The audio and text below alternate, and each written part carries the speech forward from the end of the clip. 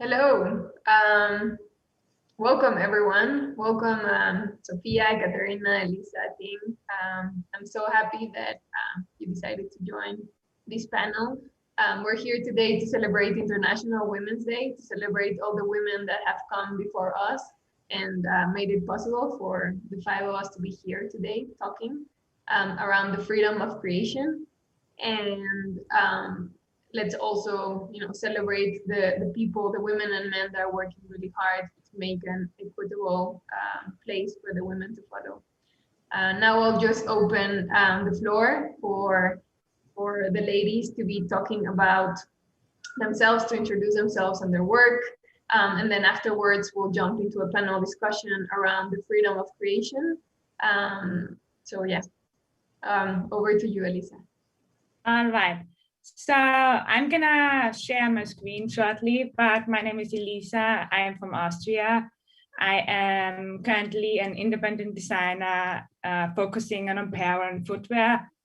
And I thought I'm gonna share the project which I use the most with Gravity Sketch. So, wait, hold on.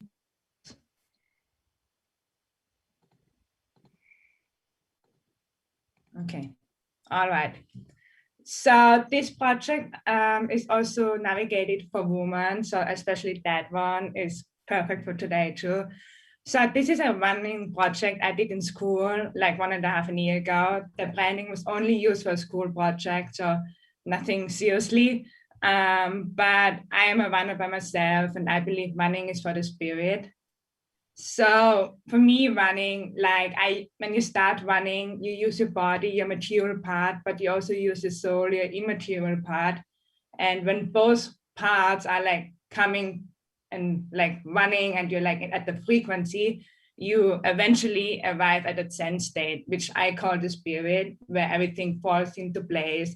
You think, you don't think, but you're fulfilled, you're entirely free. And that's like the goal of this project, to extend the Zen state. And by that, you need to boost the energy for comfort and reflect the feeling of flow on you. So I really wanted to focus more on the process because that's where Gravity Sketch came in. And starting off, I love to use Post-its. I used like 250 Post-it for that project. And I switched back and forth with Gravity Sketch. And what I really like is the balance of virtual reality and real world. So because I was really inspired by Zen state, Japanese garden and everything, I also drew on sand. And sometimes to create like visuals, appearances on forms, I use Gravity Sketch. Yeah, so in school, like we really always use the wall and to create this entire feeling, this entire flow and motion. And yeah, so this is like a short summarized process from which I was inspired, like James Turrell, the colors, enlightenment, the Zen garden, and really emphasizing that Gravity Sketch and virtual reality with analog drawing and everything brought me to the final product. And also I use Gravity Sketch in the beginning and also in the end. And here's like just a short time lapse where I used which I recorded during building the final product. And here I have the final printed version of it. I hope you guys can see it a little bit maybe. Yeah, so this was also a project where I first used apparel in it, and I never worked with apparel. So this is like just a short process of how I use apparel with pattern making and prototyping with drawing and everything. Yeah, and that's the final product. The reflection is really emphasizing the flow, like when you start running and you have a lot of thoughts in your mind, and it's all about letting go the thoughts that you eventually come to the Zen state. And all the technical stuff and everything is to boost the energy for the body. So yeah, I'm gonna keep it short. if anyone has more questions, we can always have more questions later on. But yeah, I think that's it. Thanks, Elisa. Ting, Yeah. it's your turn. I'm gonna stop sharing. Possible. Wait. Thank you, Elisa. Thank you. That's amazing. That's Thank such a wonderful inspiration about running and connecting, you know, the actual process. Sometimes we just so focused on what we're wearing, and actually we forget about the whole purpose of the sneakers. And, you know, they take you to good places and make you get rid of those thoughts. Thank you. Yeah. It's very true. Yeah. So hi, I'm Ting, and I am an industrial designer. I just graduated from Art Center last December, majored in product design. I had working experience in consumer product development and toy design. And in the past, I also have the local engineering and manufacturing experience. So can you see my screen? Good. Yes. Yeah.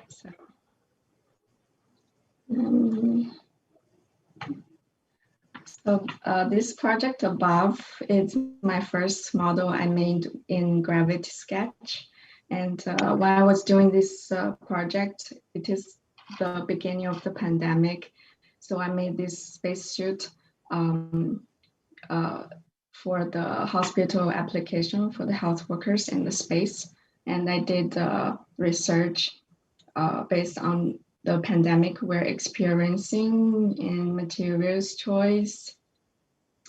And it is a brand collaboration. I did the ideation in Gravity Sketch. So while I was doing this project, I think Gravity Sketch unlocked something in my brain, and I can see the line between product design and other design or art start to disappear. So I start to realize that I don't have to limit to those very traditional or very classic softwares like SolidWorks, Rhino, or Keyshot. And all of a sudden, I start to self-teach myself all other more entertainment software like Substance, Blender, and be able to ideate or create in 3D or in VR. So yeah, and here's the final design that has 2 layers for different environment use. And I modeled the female figure to fit in the suit and have this final shot that I really like. So another project, it's a Unier that I want to show as an example that I use tools to assist for my visualization. And I am a very problem-solving driven designer. So like always, I did research to understand the user and came out strategy for this product and ideated thinking about sustainability and passive design.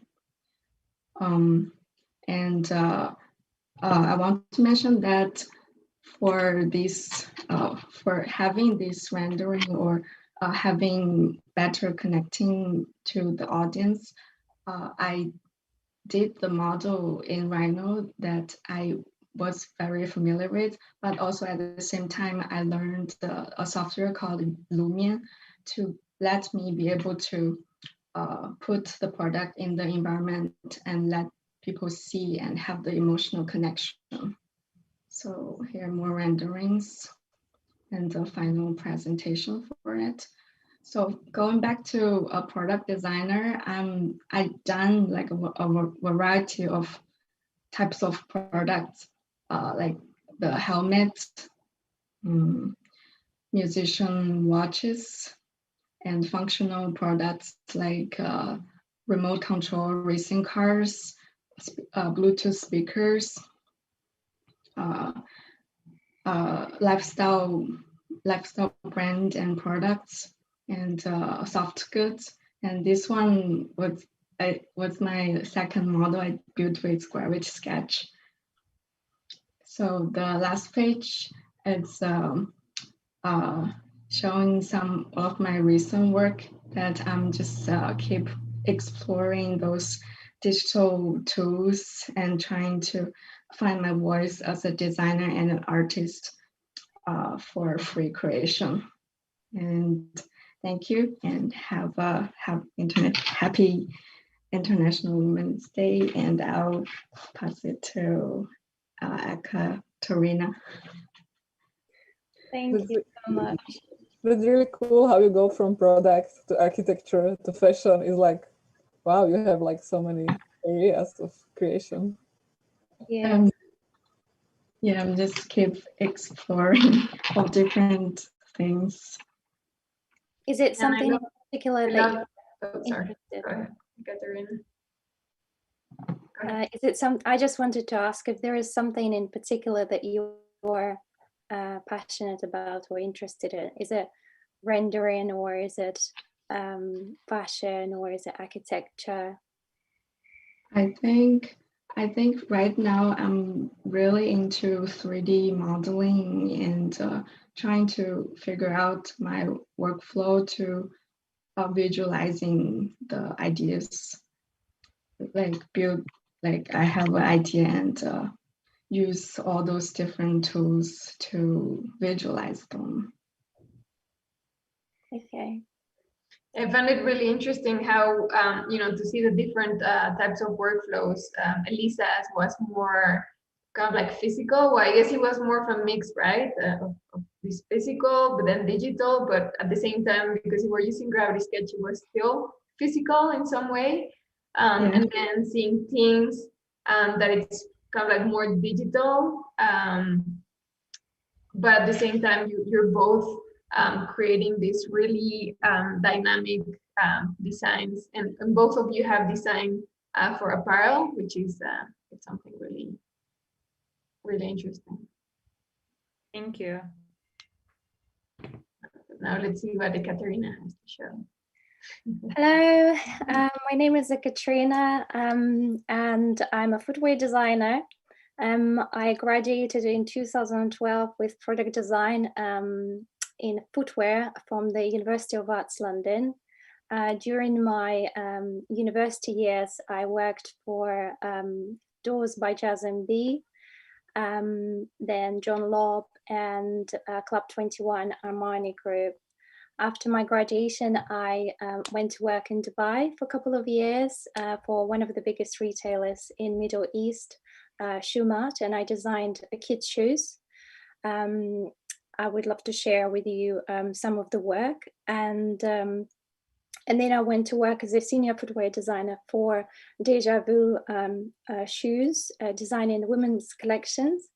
And now I'm a freelance footwear designer as well as the product designer. And I also continue my passion in sustainability. And I will show you some of the examples back from my university years that I continue on developing. And back then there was no digital world as there is now. And it is wonderful that now I can embrace this sustainability project with Gravity Sketch and other softwares that are out there, rendering softwares, and hopefully bring them to life with spending less time making and perhaps seeing it already alive.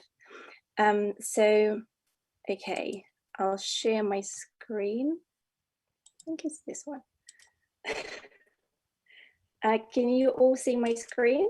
Yeah. Okay. So just a quick one. This was one of my projects at the university. I used very old phone. I took it apart and I created a bag from it, and then I made a series of bags. This was back in 2009. this was another project in 2011 that I used around 300 Coca-Cola cans to create a bag for this shoe. And then this one, I'm not a big fan of how it looks, but I used my mother's old jacket and I took it apart and I used some of the wires from that I found just to create the shoes, trying to find different ways how to use and apply sustainability. Now, this was my last project at the university, my final year project, where I experimented with different layers of how I can use leather leftovers. And these were some of the shoes that I made for my final year project. And what I have done since then, I worked for different brands and I have experienced the mass production of a fast fashion. And, So I embarked on a journey of trying to create something myself. And I would love to share with you this video.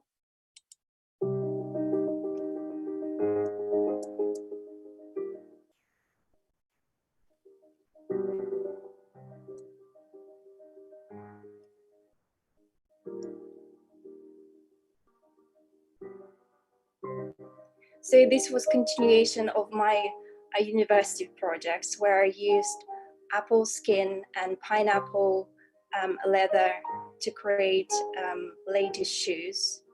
And I looked into recycled plastic and using recycled plastic for the heel. So we traveled to Amsterdam and we asked one of the companies there to create us a block, and then from that block of recycled plastic, we created the heels, which were then put on the shoes, which were made from apple skin and pineapple skin. So we experimented with different colors of that would go into the heel as well as the fabric.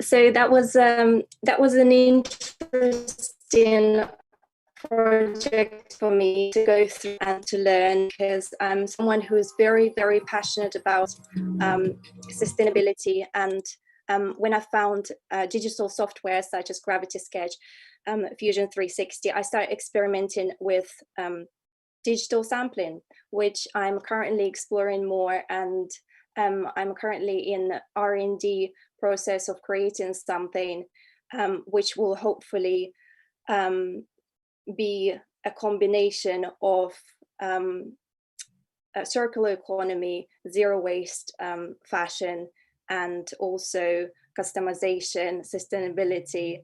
So it's all in the process, but these are some of the digital samples that I created using Gravity Sketch.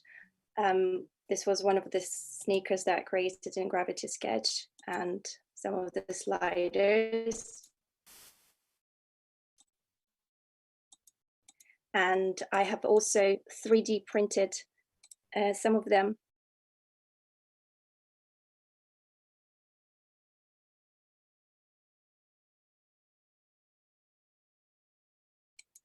So yes, that's me, and that's where I am at the moment. So thank you very much for having me today. It's such an honor, and for me to discover that the co-founder of Gravity Sketch is a woman is very inspirational.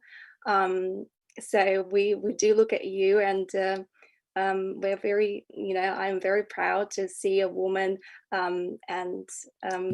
yeah, especially on the Women's Day. So thank you very much. Thank you, Ekaterina, for the nice words. I think the biggest inspiration for me is you ladies using the software and just, you know, makes my skin get the chills of like seeing all the amazing work that you have been creating with the tool. Thank you. Thank you. Ekaterina, I love your work, especially the upcycling one and the way how you use sustainability. So it was like really, like also the Coca-Cola one, like you used so many upcycling items and it was like so out of mind. So really, really cool. Thank you so It's much. like super experimental, like from like conceptual to actual production. Also, like wow, impressed. Wow. Thank you so much. Like I've seen those materials like made by pineapples and apple skins. They're just so beautiful materials, and it's really nice to see the like you made those as real products. It's really a learning. Yes, thank you so much. And I really like how you went from being super physical, like fully physical, into now having a whole collection that it's entirely digital. And it would be interesting to hear maybe a bit down the line how that process went, because being super physical, especially when you're making shoes, it's something really important, right? And then how have you yes, but that's why we've got the benefit of 3D printing, which is amazing. And it's fascinating how you can make something so quickly in Gravity Sketch and then 3D print it. As you saw my video, I used just simple knife and wax to carve that hill, and then it was scanned, and then it was had to be carved again at the last manufacturer. It was such a long process. It's taken us over 9 months to do that. Which I think with now digital software, we wouldn't have to do that. Yeah, virtual reality, for example, in Gravity Sketch really opened doors in so many ways, in everything, like in the process, in ideation, in brainstorming, creating. So like, I love to mix both the physical and real world with the virtual reality one. So yeah. With the magic of the digital world as well, right? Yeah. I'm intrigued because when you're prototyping physically, you're doing it real size or like depending on what size your prototype is being done at. But when you're in Gravity Sketch, for example, do you work in real scale, or you mostly work like let's say that you're making a shoe, or you're making a giant shoe, or are you making a shoe that's real size? I mostly did real scale because you can scale scale it anyway. So I do try to use the real scale large and everything. And for example, when you 3D print it, so that you have the real size of it. Yeah. But do you stay in that scale, or do you zoom in? I'd zoom in. Okay. Yeah, I'd zoom in. Me too. Yeah, absolutely. I like to zoom in and out, and I really like experimenting with Gravity Sketch. I even, sometimes I think Gravity Sketch is such a great tool in a way that it's so playful. And I understand that you are adding other tools such as measuring, and which would make it really great for creating something specific that you want. But at the same time, I like the embracement of that playfulness, even if the shoe or the outsole is somehow is like liquid or something. I don't know, it's like doing something, and then you just capture that moment and you get inspired by it. So almost like allowing the digital world to create that shape or form for you and then use it. Maybe I'm just being lazy. I want the digital world to do the whole. But yeah, that would be interesting. Yeah, no, definitely. I mean, we have in our design philosophy, we have 3 different pillars, and one of the pillars is immediacy. And that's one of the reasons why immediacy is so important for us, because we want to remain, like to have our users remain in this kind of like free-flowing moment of creation. Yeah, great. All right, Zofia, last but not least. Share my screen. Okay, so hello everybody, I'm Zofia. I'm from Slovakia and mostly automotive focused and based. I have experience with Mercedes, Volkswagen, Pininfarina and Hyundai. And currently I am finishing my doctoral thesis and I'm also teaching at Academy of Fine Arts and Design in Bratislava. So then when I discovered Gravity Sketch like 2 years ago, I immediately started to use it for like car sketching and automotive sculpture developing. And yeah, it was really captivating. Like, yeah, it really can hook you in and you spend hours in the software. And yeah, this was one of my first sketches I made. Like it took me like a week. And then I was like, I asked myself a question like, is there any like difference between the tools? Can the tool we use while creating something influence the final form and the design? So I made like this quick experiment.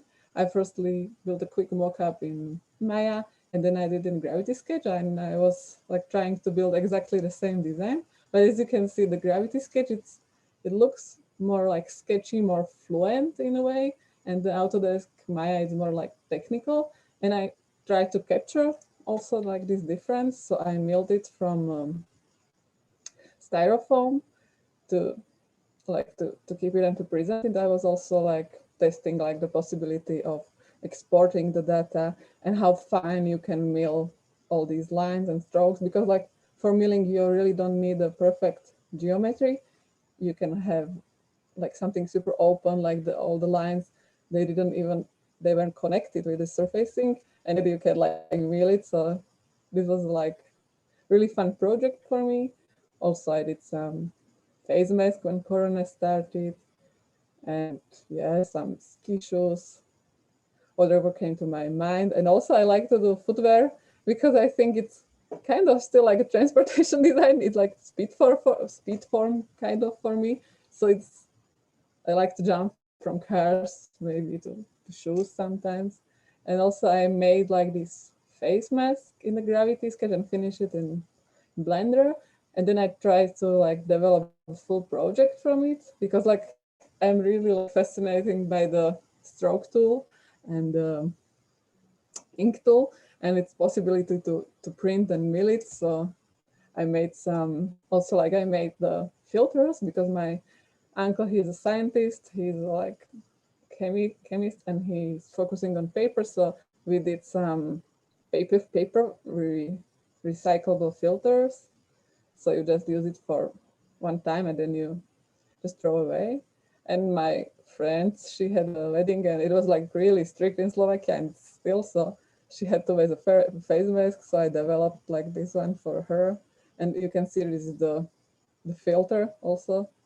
So it like matches the ornamental stuff. And like this I usually do because like when I design cars, it can be like super technical and overwhelming. So I like to jump to like something super feminine, ornamental and fun.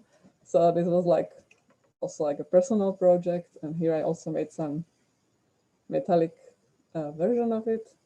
Yeah, I'm selling it and wearing it.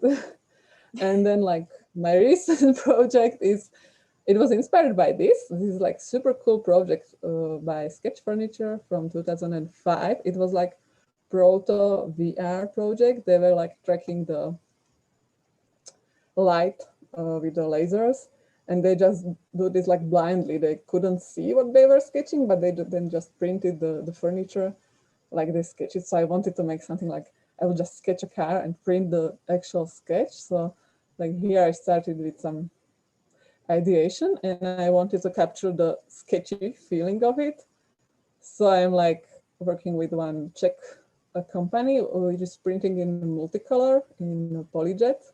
So, and it's not like finished yet, but I hope I can like use ambient light and like take photos where the 3D model will look like 2D and flat. So like from 3D to 2D. So yeah, it's like I'm mesmerized how tiny structures and lines you can print with this technology. This is like how they print it. It's like 1:9 scale, so it's like 50 centimeters. Yeah, and yeah, I built some Gravity Sketch gallery here, where I keep all my creations here. So this is super cool, and I'm also teaching at university. So we do a lot of sessions in co-creation room.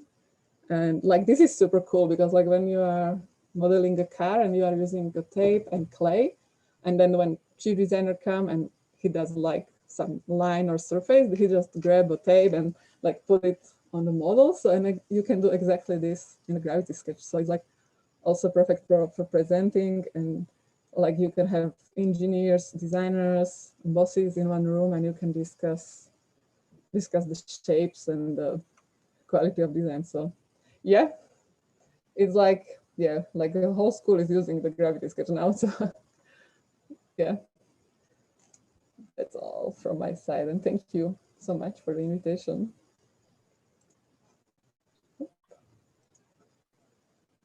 Thanks, Zofia. That was amazing. I love the mask. Oh, thanks. Well, I love everything, but the mask was like a really interesting project.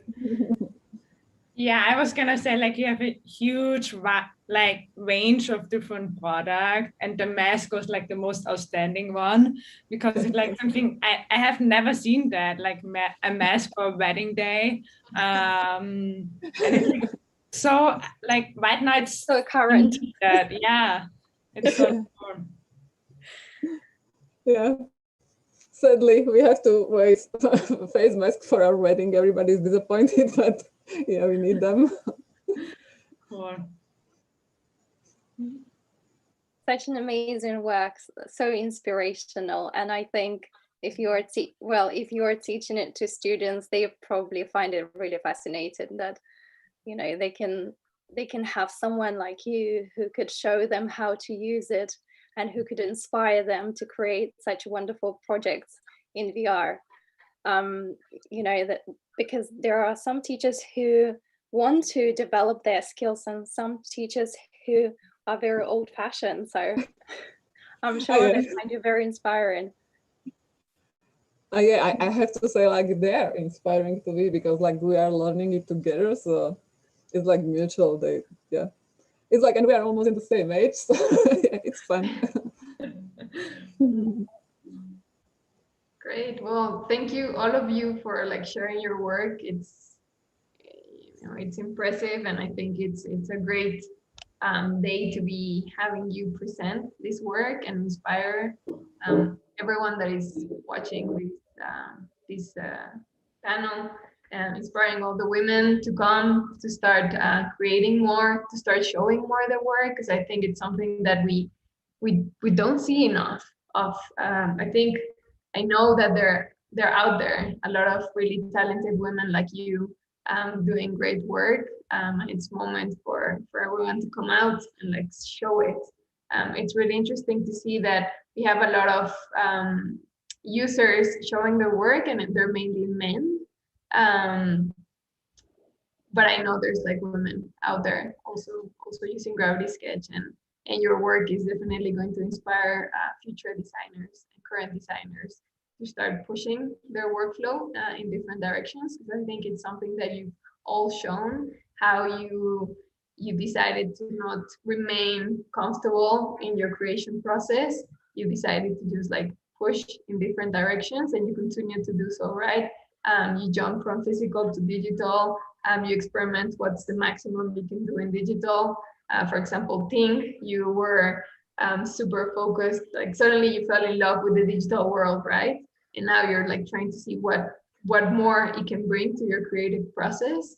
Zofia, you're kind of like doing almost the opposite. You went into the digital, but now you're trying to see like how you can physicalize it, but keep that magic somehow. And like yeah, Ekaterina, you've shown us this transformation of digital, like of physical now to digital, and like pushing it in a very specific way towards sustainability, which I think is something that we don't speak enough about. It's not really just like jumping into a new technology and for the sake of it, or for like pushing your creative process as like a creation, but also using it to help the world. And then Elisa, I think you've shown us like a project that is very kind of like making use and the power of both things, the physical and the digital. Just showing us the prototypes that you've done, but how this idea, this concept of running, that it's really true to your heart, just the whole process into making a reality out of it and creating a product, well, two products out of it. It's been great. And I think it's moment to start talking, to open the panel and to start talking around the freedom of creation, which is the topic of this panel. And the reason for this is because we are celebrating women's freedom to do many things. And I thought it was interesting to open the conversation around freedom of creation, which can mean so many different things, right? And I leave it open for you to just go ahead and say what comes to your mind when you hear freedom of creation. So I won't choose who starts. I'll just leave it to you.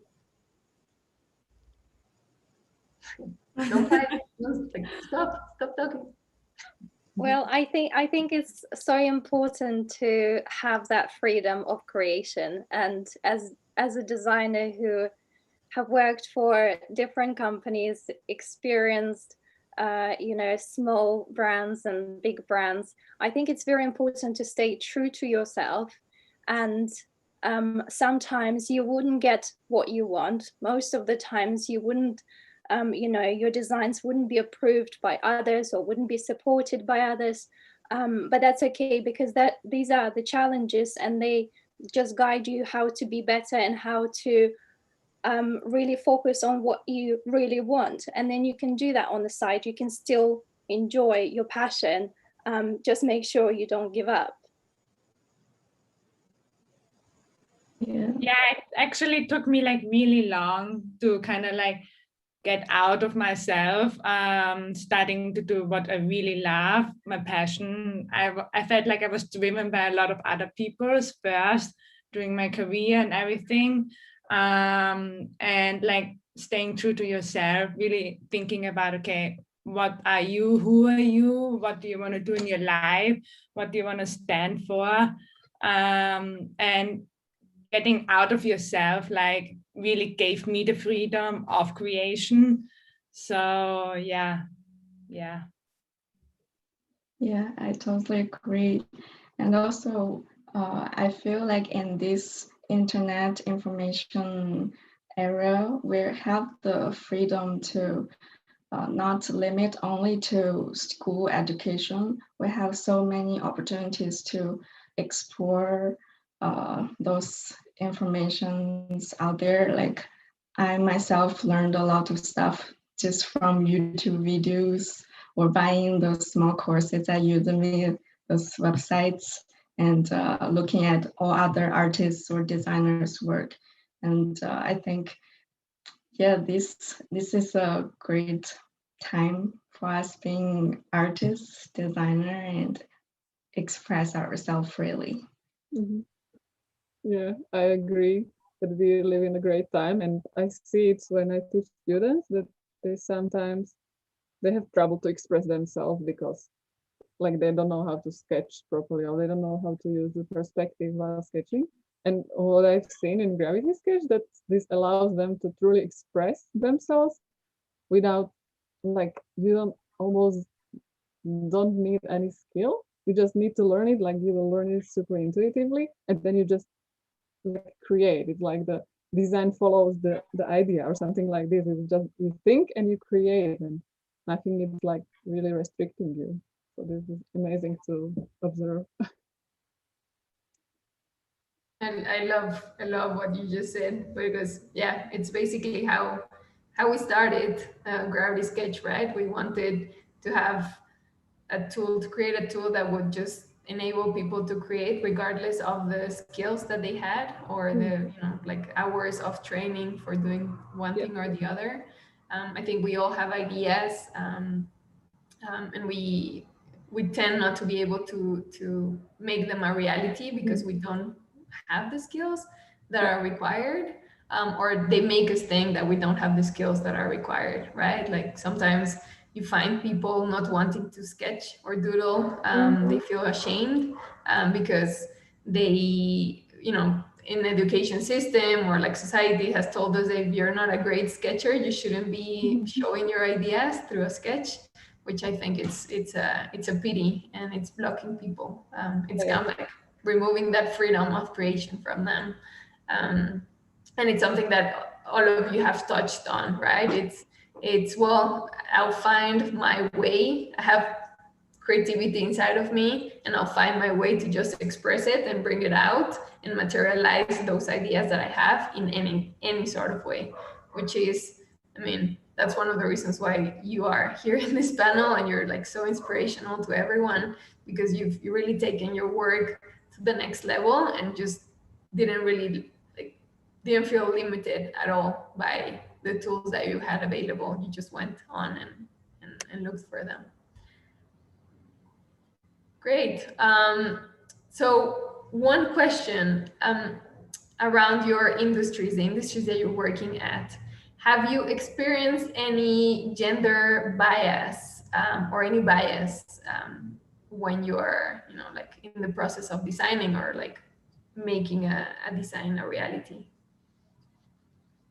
What I have experienced was during my internships, it was mostly man-driven. I was often, as an intern, the only girl in like a team of 20 people.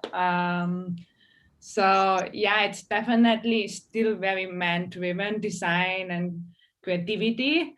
So I think it's so important that like more and more women, like they don't feel shy of being the only woman in a group of men, because that's how it's starting. And one day women will be the majority, I hope, again, or like a balance between like man and woman.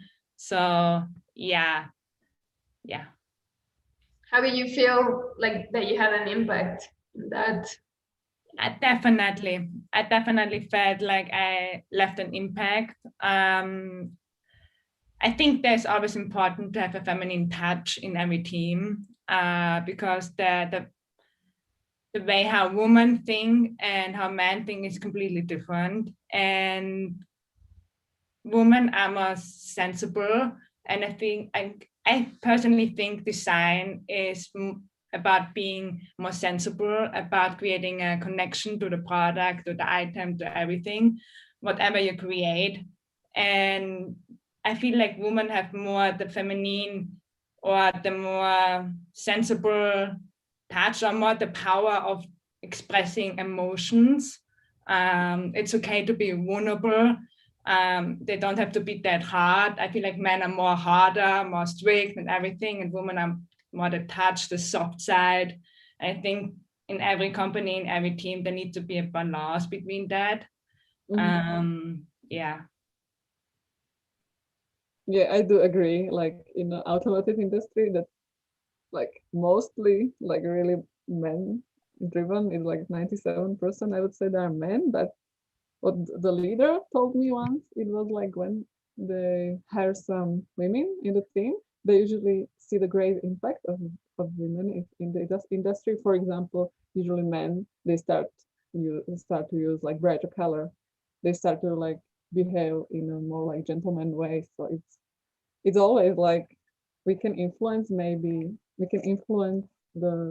surrounding and like the whole theme by our like feminine touch and like different perspective of view. So, and also like it's mostly men down, like super petrol headed, like super into cars, like into every engine, like horses power. And usually women, they like have like other hobbies to like photography, fashion, and etc. And they bring this into the automotive industry, and it's really cool when you see like these two things like when they're melting together. So yeah, I think we have a great impact. Indeed. Yes, I certainly agree that women in any industry, I think they have to kind of prove themselves that they understand and they can do better, and you know, they cannot just be looked at as something physical or you know, like a pretty girl who just walks into the office. But I certainly think that every woman have experienced it in any industry, and you know, us speaking about it just makes other women more empowered that yes, it did happen to me, but we can, we know what we are worth, and we know that we can do it. We don't have to prove anything to anyone, and you know, we just leave it out there. We just silently work, and we show our success through our work. Yeah, I totally agree that like have a faith in yourself and believe your own value as a woman. And also like I'm an international person who working and studying in the US, and also I have a very small quiet personality. So I experience like in this industry which requires or asks you to be able to present your work, talk about your ideas, and sell it to people.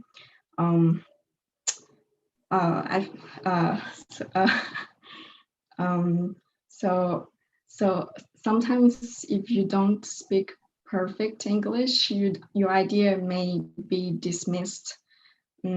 So I do feel like while thinking back about the period of time, I like my first year here in America, this gave me some negative influence and made me doubt about myself and as a designer. I think the key thing is to keep learning, keep building your skills, and with more experience gained, and you see what you can do, you see your abilities to create, to achieve something you want to be. I think, yeah, like believe in yourself and let the work speak for itself. Yeah, I totally agree with you, because when I went to I also studied 5 years in San Francisco in the US, and I'm from Austria. And when I came there, my English was like also really bad. And it took me a really long time to get out of myself, to be like, okay, it's okay not to be perfect in presenting now or speaking perfect in English, but you're still worth, and keep pushing and don't let that stop you from anything. Yeah. It was tough, but you have to believe in yourself. Yeah. Keep growing. Yep. Yes, absolutely. But you know what? Positive people feel each other on a different level. So maybe, you know, you being you will attract people who are meant to be for you, and who you would get on with, and who would understand your ideas. And that would be the best experience. And those who cannot understand, or those who don't have time to understand your ideas, let them be, and they're not meant to be. Yeah. And I think, I mean, you've all kind of like touched on this, which is when you come into an environment that maybe it's like male dominated and you're the only woman, or like some of the only women, or you know, when you come to an environment that it's like a completely different culture, or like that they speak a different language, just by coming and using your work as as the vehicle to start opening doors, it's something really important. And I think we sometimes don't realize how important it is, right? That we just arrive to a place, we do our work, we have some challenges, and then we just continue our lives. But in reality, we are creating an entirely different environment for other women to come, or for other foreigners to come and also work in that environment, and start creating behavioral changes, which is something, for example, I've experienced, right? I tend to be also the only woman in the room. And for a long time, I think I was just kind of like trying to imitate my surroundings, because that's human, right? Like you just arrive somewhere and you kind of like imitate what's happening around you. And until I realized that I was starting to kind of like behave like a man, not that it's like a bad thing, but you know, like even my tone of voice was like lowering. I felt really like, you know, when I was feeling emotional, I tried to like tone myself down. And it's like, I'm a woman, and also I'm a Latin woman, so like my emotions are also like sometimes bigger than somebody else's. But until I realized, wait a minute, you know, it's important to be able to be myself, and I shouldn't be trying to imitate what is surrounding me. So now I'm kind of like almost celebrating that aspect of myself, because I know that I'm just paving the way for other women to also be able to come in and be themselves, and not have to behave in a way that they don't feel comfortable behaving. Because I think that's only kind of like limiting you to become to grow in that environment, right? And just to become like, show everyone what you have to bring to the table. Mm-hmm. All right, good. But then, you know, like my question was going more towards, it's great that we spoke about the work environment. And Zofia, you kind of touched on it a little bit, as in you bring a different perspective when you're like trying to solve a design problem, which I think it's really important. And one of the main reasons why in our industry, in the design industry, it is important to have diversity, right? Because if you're solving a problem with just one type of mindset, then it's really likely that the solution that you're proposing is not really going to work. And we're seeing a lot of examples in everyday objects and experiences, right? They're designed for a very specific type of group, and it's only because that's how the world has been in the past, and now it's changing, right? But I think it's important to highlight some of those kind of like biases that happen in the actual products that we are making. So in the industries, for example, maybe Ekaterina, you've been kind of like more, you're a woman and you're designing women's shoes, right? So it's good. maybe we need the opposite. We now need men to be designing women's shoes for some reason. I don't know. I'm just thinking. I couldn't design men's shoes even if I wanted to. I design kids' shoes, you know, but men, sorry. Even though you know, all men say to me that you know, when I say that I'm a footwear designer, like, can we please have some more interesting shoes? And I'm like, okay, so there is a demand. So anyone out there who is a footwear designer for men, please try to make it interesting for them. Yeah. But then, for example, for the other products, right? Zofia, you're like in one of the most like obvious industries, right? But for example, Elisa, in the project that you showed us, you know, is there a bias there? Like, is there kind of like a lot of thinking on how men run or wear, or, you know, like, what are there any biases there? Like, I'll give you a really quick example, which is, you know, the artificial intelligence algorithms are still quite biased because of the people that have been creating them, right? So they understand, for example, they they understand men better than women when you're like speaking. So like speech recognition is better with men. And I've been trying it lately with my husband, and it's true. Alexa doesn't listen to me as well as it does to him. Really? Yeah.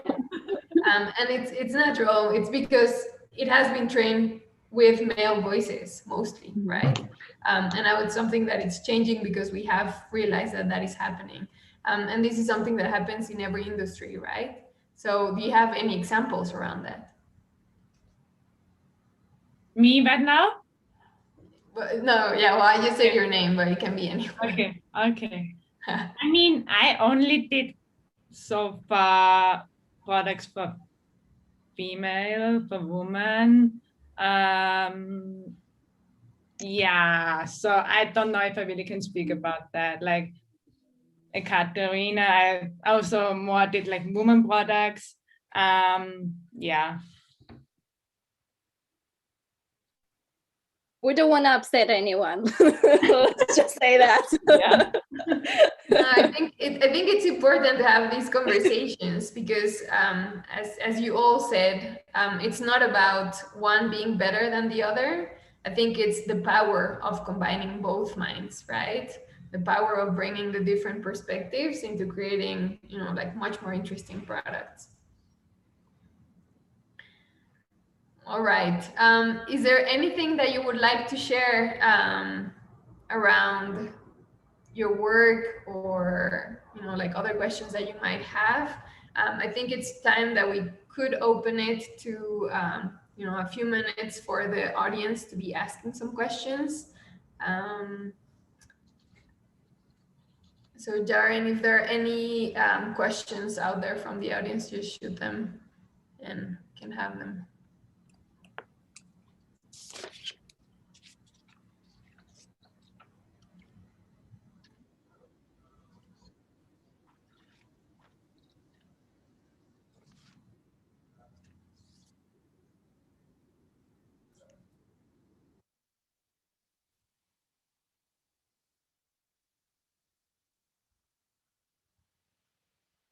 Okay. Yeah. So I did another project, which was the second version of the project I presented, where I use Gravity Sketch for ideating, bringing a mood, and then I used Glow 3D for building the final model. So there's definitely a million of ways to combine both of it. Yeah, I hope that answers the questions.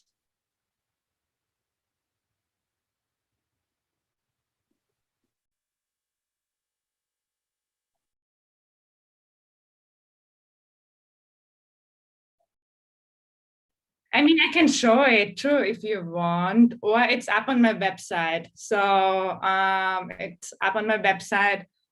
It's the elisapayer.com. It's on, also you can get to it on my Instagram account. And then it's like I have a lot of projects, and it's the Easy Season 2. And there I really touched on it using Gravity Sketch first, and then moving on to Glow 3D. And if she has more questions, you can always reach out to me on Instagram too about it. Okay, great. Thank you. Yeah, thank you, Lisa. I'll make sure to link to your website as well in the description. Yeah, by the way, if any of you have websites you'd like us to link in our description, go ahead and send that, and we'll attach that so people can go follow you there as well.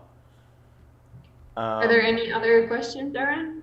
Well, this one's not a question, but it says, it's from Isabel. She said, I recently discovered that you studied, this is to you, Daniela. She says, I recently discovered that you studied here in Mexico. You have no idea the hopes and excitement it gave me. Thank you for doing all of this. So that's nice. Thanks. This is a question. It says, from Professor Glassa, can we somehow go into your gallery if we have our own Oculus and Gravity Sketch set up? I'm not sure what they mean by that. So maybe, I'm not sure if they're asking about the guest gallery or That might have been in context. Zofia's gallery. Yeah. Like yes, you can build a gallery. You can import all of your files you have built in Gravity Sketch. You can also import other OBG or IG files you created in Alias, Maya, Blender, or other software. So yes, you can like put everything together. You can also, when you have a co-creation, you can invite a guest to see your gallery. You can show them in real time. So yeah, that's also like good tool for presenting, not only for creating. Yeah. Yeah, that's a good point. There's something else this makes me think of is it might be roughly on the same subject, but what we do want to in the Gravity Sketch gallery in the lobby, there's some preloaded models in there, and we do want to show more or share more models and stuff from the community. So there's actually, if anyone hasn't checked that out yet, there actually from the new update, there's a lot of new models in there. So if anyone wants to go check that out, but we definitely want to add more community stuff on there. So it's from another question from Isabel. She says, Daniela, do you have any examples of gender bias you've experienced along your journey creating Gravity Sketch? Along the journey of creating Gravity Sketch, that's a really good question. Now you're putting me in the spot. I was putting all the other women in the spot. Not really. Well, one, I can think about one from the top of my head, which is the controllers and the headset. So when, like, if you see my hair, this is how I wear my hair always. And if you think about the headsets, they always have this strap on top. So it's really uncomfortable for like whoever is wearing a bun or even like a ponytail to be fitting it correctly, because when you're putting the headset on, it needs to become like really stuck to your face so you see properly. That's one. And then the other one is the controllers, right? Like the controllers are meant to be, especially the, I don't want to be like, saying bad things about the headset manufacturers because we love you guys.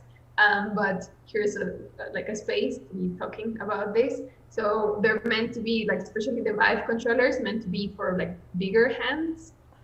So it's sometimes really hard to like reach all the buttons at once because if you have fingers when you don't have long fingers. Yeah, exactly. I'm lucky to have massive hands, but I've seen women struggle with it. Have you struggled with that too?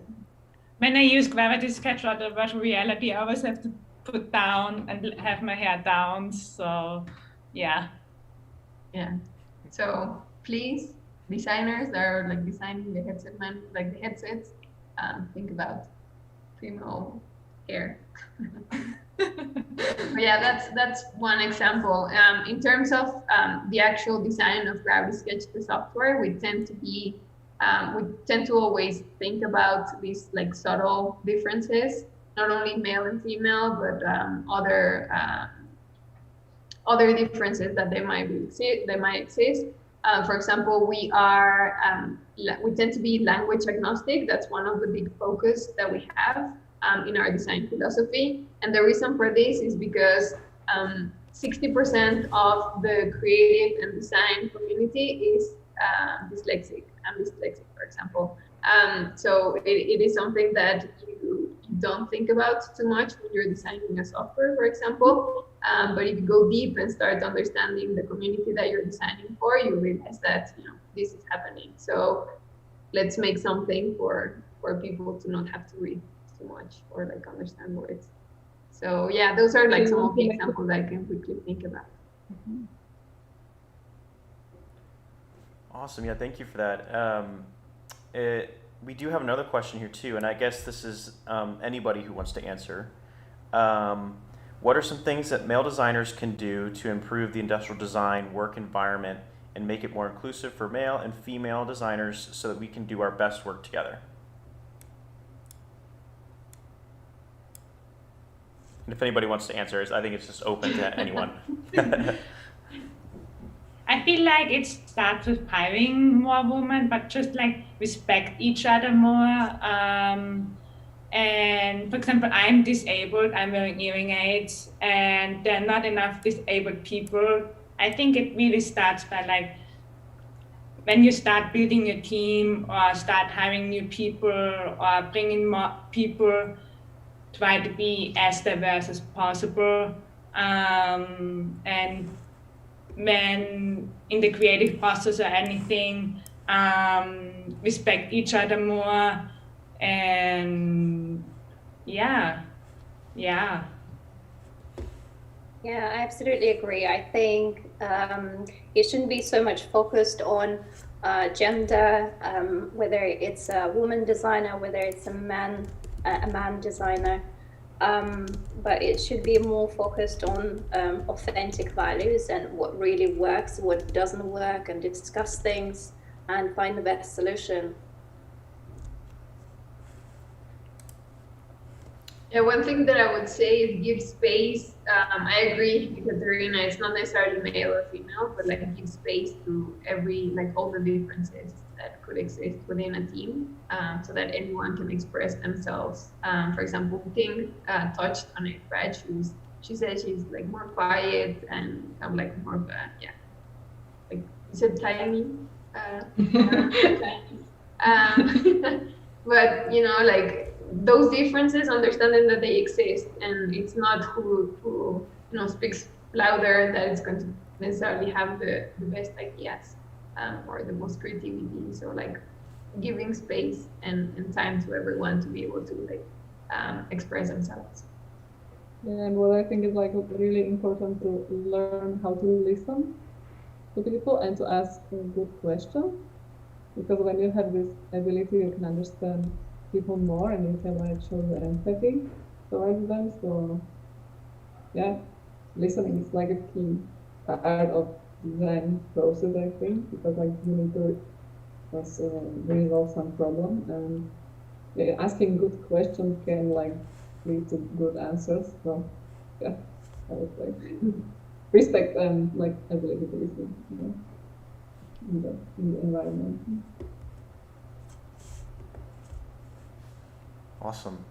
Yeah, thank you, everyone. I don't see any more questions really. It's just a lot of encouraging words. So this is awesome program. Wow, amazing work. So yeah, excellent work, everyone. Thank you for showing all of that. I don't see any more questions on this end. But that's an open invitation. If anybody's watching and you want to ask a question to Daniela or the guests that we have, feel free to add it in the chat here. If there aren't any more questions, well, I thank all of you for participating in the panel. I think it was an interesting conversation that could just continue forever. I know that before when we were doing all the preparations for the panel, we were having some nice conversations around just general stuff. For example, we touched on do you become more creative when you become a mom? And Ekaterina was sharing some of her experiences with us. And there's definitely a lot of topics that we can touch on. But I think the most important part of this panel and having this conversation today was to celebrate you and to show everyone out there what amazing work you're creating, so that you can be an inspiration to other women that can follow, and also other men. I think the most important part about talking about these topics is not to separate, but it's more to it's more to reunite and to make to use the power of male and female designers and creatives to just create even better products, experiences out there. So it's just the beginning of a lot of conversations, hopefully, that we're gonna have with you and with other female users. Please also, if you're out there, other women that are using Gravity Sketch, send over your work. We love always to see the differences and to see the amazing things that you're doing. If there's anything else that you want to be closing with, Zofia, Ekaterina, Elisa, or Ting, say something. No, I just Go ahead. You go first. No, you go first. Okay. Well, I just wanted to say that it's such an honor to be here next to all these wonderful ladies who have got such an amazing work, and you know, I'm gonna go away from this very inspired, probably into Gravity Sketch, trying to design some more design. And it was just such a pleasure to meet you all, and thank you so much for supporting and sharing our work to others. Yeah, I just wanted to thank everyone and Gravity Sketch for creating this, for having us, for having me today. This really means a lot, and it's so empowering, and it was so inspiring, and everything, the conversation and hearing your voices and seeing everyone's work and getting to know each other. So yeah, I hope we see each other soon again. Yeah, and yeah, also really thank you, Daniela and Jerry and Gravity Sketch to organize this panel and invite us. And I get to see all those great and designers and listen to your stories and thoughts. It's a pleasure to meet you. Yeah, thank you for making these connections. Like, it's super cool, like, to meet like people all over the world, and yeah, to see you ladies and your work, and like to be inspired, and to be honored to be in this such an exclusive company today. All right, well, thank you, and have an amazing rest of your day. Happy Women's Day. Happy Women's Day. Happy Women's Day.